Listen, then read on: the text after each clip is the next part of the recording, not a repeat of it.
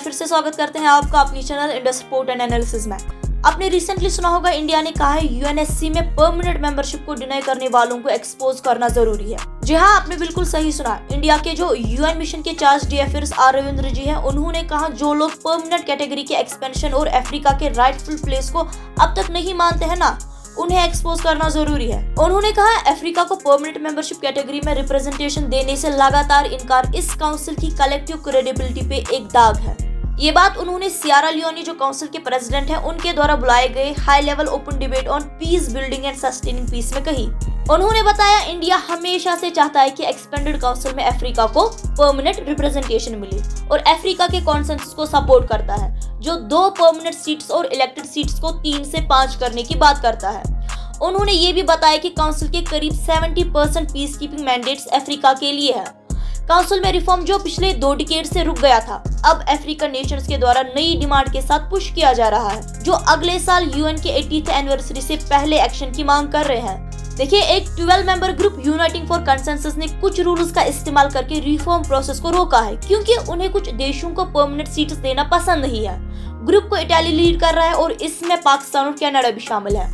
और साथ ही रविंद्र ने पाकिस्तान के रिप्रेजेंटेटिव मुनीर अकरम के कश्मीर इशू को फलस्तीन इशू से जोड़ने की कोशिश को नजरअंदाज कर दिया। उन्होंने कहा, हमने पहले भी एक डेलीगेशन को मेरी कंट्री के बारे में झूठ बोलते सुना। मैं इस झूठ को जवाब नहीं दूंगा वक्त की बचत के लिए, लेकिन ऐसे रिमार्क्स को सिर्फ अपमान के साथ नजरअंदाज करना चाहिए। उन्होंने पाकिस्तान का नाम नहीं लिया, क्योंकि इससे पाकिस्तान को फिर देखिए जवाब देने का मौका मिलता और आपको तो पता ही है, फिर वो अपनी प्रोपेगेंडा को बढ़ा सकता था।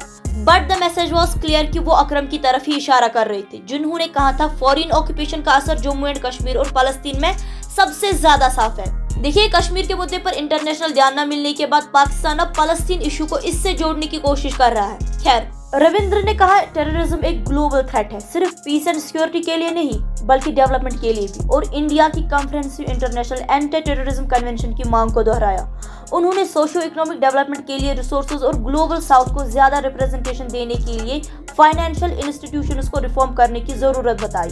देखिए, इंडिया के पास ग्लोबल साउथ की कंट्रीज के साथ लगभग $40 बिलियन से ज्यादा के प्रोजेक्ट्स हैं। प्राइम मिनिस्टर नरेंद्र मोदी जी ने third voice of the global south virtual summit में एक कॉन्फ्रेंसिव ग्लोबल डेवलपमेंट कॉम्पैक्ट का प्रपोजल दिया। सियरा लियोनी के फॉरेन मिनिस्टर अलहाजी मूसा ने कहा कि दुनिया नेशनल और इंटरनेशनल कॉन्फ्लिक्ट से जल रही है। ये conflict geopolitical tensions, economic gaps, climate change और वेपन से बढ़ रहे हैं।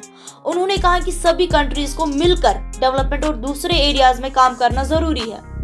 खैर, अब आपका इस बारे में क्या कहना है? हमारे साथ आप अपने विचार कमेंट सेक्शन में जरूर शेयर कर सकते हैं।